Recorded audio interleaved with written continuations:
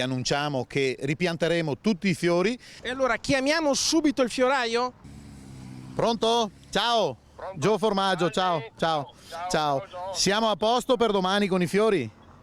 Tutto a posto? Tutto a posto. Dove eravamo rimasti? Ieri la promessa su Rete Veneta che i fiori vandalizzati di Ponte degli Angeli sarebbero stati ripiantati da lui in persona, Gio Formaggio, che oggi mantiene la promessa. Eccolo col sindaco Francesco Rucco con le mani nella terra, che pianta i nuovi fiori e lancia un messaggio ai giovani che hanno sradicato le piantine dalla balaustra. Io oggi sono un po' nella veste del garzone del fiorista, quindi a parte gli scherzi, ragazzi non fate ste robe qua, perché sono delle ragazzate che però costano dei soldi e imbruttiscono la nostra città. La città è anche vostra. Ecco, non fate ste cose qua, non serve.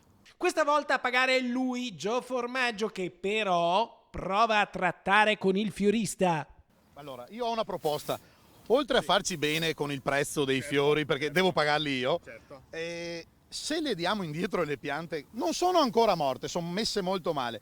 Si può rivitalizzarle, magari rivenderle, e quindi ci fa un ulteriore sconto.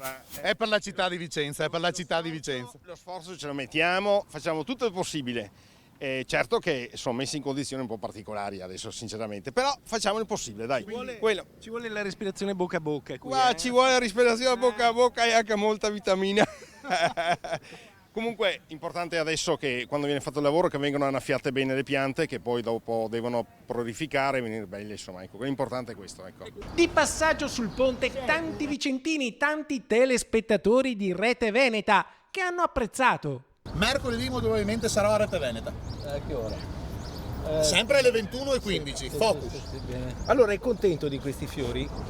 Hai visto che bello? Sono stati rimessi, Visto che hanno fatto la... Sì, e che non facciano la fine degli altri. e che non facciano la fine degli altri. Stiamo lavorando per cercare di individuare i responsabili di questo atto vandalico, che devono essere sicuramente denunciati all'autorità giudiziaria e pagare per il gesto fatto. Bene, su questa panoramica, sui fiori di Ponte degli Angeli ripiantati dopo l'atto vandalico, ringraziamo Gio Formaggio che ha mantenuto la parola. Era il minimo che potessi fare per la città di Vicenza dopo quello che era successo. Allora adesso però ci vorrà anche pollice verde, anzi in questo caso pollice bianco e rosso e anche verde, quindi il tricolore pollice in su, come diciamo noi di Rete Veneta, missione compiuta.